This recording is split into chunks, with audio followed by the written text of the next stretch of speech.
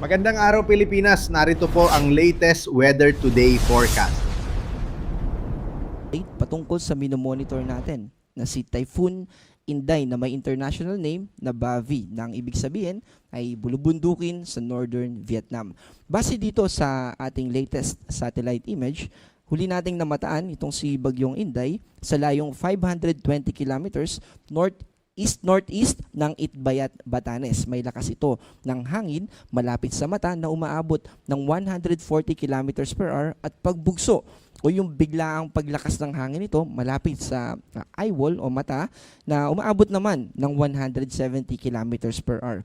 Ito ay kumikilos pa north-northwest sa bilis na 20 kilometers per hour. At dito po sa ating satellite image, kung mapapansin po natin, nakakatulong po ito dun sa pagpapalakas ng mga pag-ulan at mga kaulapan na dala ng southwest monsoon or habagat. Dahil counterclockwise po yung ikot nitong si Bagyong Inday, humihila po siya ng hangin na nanggagaling dito sa southwest ng ating bansa. At ito rin po yung tumutulong kaya mas maraming kaulapan at mas matalakas yung mga pag-ulan na nararanasan ng ating mga kababayan na nakatira particularly sa kanlurang bahagi ng ating bansa.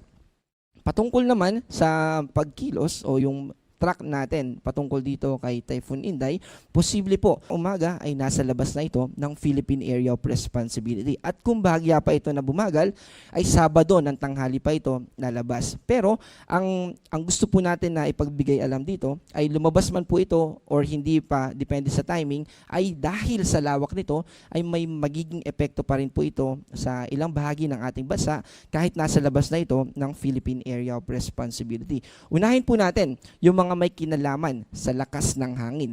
Signal number 2 pa rin po dito sa Batanes, ganun din sa eastern portion ng Babuyan Islands at northeastern portion ng mainland Cagayan. Ito po yung mga nakadilaw at yung mga naka-blue naman po, ito yung mga nakataas sa signal number 1. Wala po itong pinagkaiba specifically dun sa nirelease natin na weather advisory. Pero gusto po natin na bigyan ng idea yung mga kababayan natin kapag signal number 2 po, yung lakas ng hangin na nire-represent po nito ay umaabot ng 62 to 88 kilometers per hour. Ito po yung habang nakasakay tayo sa sasakyan at maluwag yung kalsada o mabilis yung daloy ng trafiko, ito po yung bilis. Imagine natin yung sasakyan na yun ay gagawin nating hangin at ganun kalakas yung hangin na tatama sa ating mga bintana, ayun po yung nire-represent ng signal number 2. Itong signal number 1 naman ay kapag banayad po tayo na nagmomotor around 39 hanggang 61 kilometers per hour, ganun naman po kalakas yung hangin na associated dito sa signal number 1.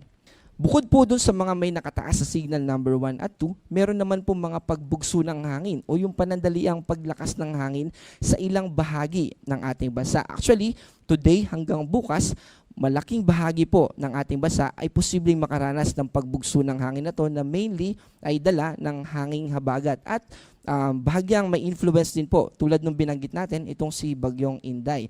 Pero by Sunday po, dahil nasa labas na ito ng Philippine Area of Responsibility, mababawasan na po yung pagbugso na dadalhin sa atin o mararanasan natin. Sa malaking bahagi ng Luzon, makakaranas pa rin po tayo ng mga pagbuso, ganun din sa malaking bahagi ng Visayas at ilang probinsya dito sa Mindanao, particularly Zamboanga del Norte, Misamis Occidental, Lanao del Norte, Camiguin at Davao Oriental. Yung mga pagbugso na ito ay hindi naman po lalagpas ng 88 kilometers per hour.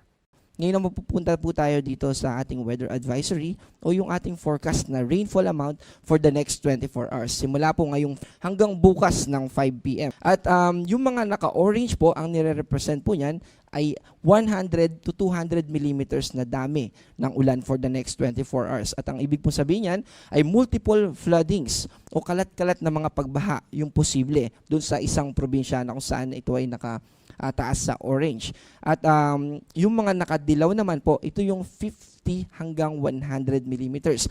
Ang madadala naman po nito ay yung mga localized flooding. So yung mga konting ulan ay binabaha agad, asahan po natin na makakaranas tayo ng mga pagbaha dun sa mga nakadilaw. Kasama po dito yung Metro Manila. Yung mga naka-gray naman po, ay hindi po ibig sabihin ay hindi na tayo makakaranas ng mga pag-ulan. Posible pa rin po na umulan, pero hindi lang po kasing lakas ng mga nakataas sa yellow and orange. By the way, kasama rin po sa yellow itong Batanes province. Nadala naman nung extension ng kaulapan na associated directly dito kay Bagyong Inday. So simula naman po bukas ng 5 p.m. hanggang sa Sunday ng afternoon ng 5 p.m. ay magkakaroon lang po ng shift yung mga pag-ulan natin. Mawawala na po yung ilang probinsya o yung yellow warning sa ilang probinsya ng Mindanao at mababawasan din po, matatanggal din yung Negros Oriental. At bahagya po na mag-shift. Imbis na hanggang Zambales at Pampanga lang po yung taas natin sa weather advisory, kasama na po ngayon yung Tarlac, Pangasinan, Benguet at La Union. Habang paakyat pa po ng paakyat itong si Bagyong Inday.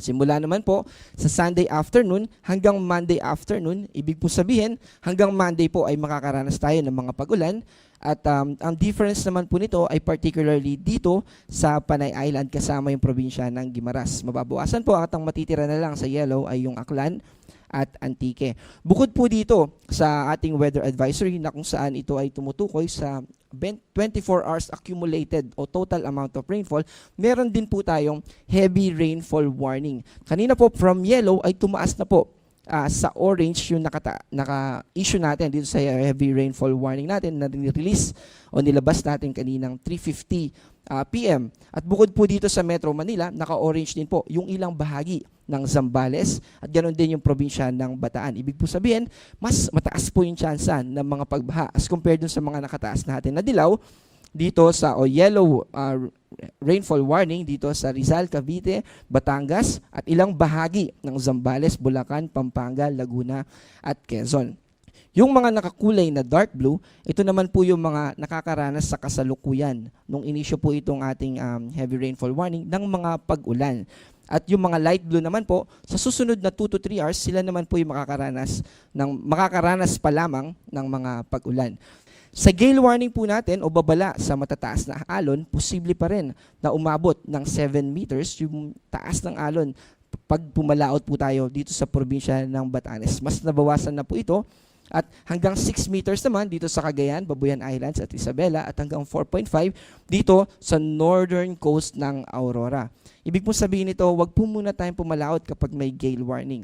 At ang gusto po natin, kaya naman po tayo nag-issue ng mga warnings patungkol sa ulan, lakas ng hangin at sa taas ng alon ay para maprotektahan po yung ating mga sarili at ganoon din yung ating mga property. Kaya patuloy po tayo na maging updated sa mga updates at i-release na warnings at patuloy na mag-ingat po tayo.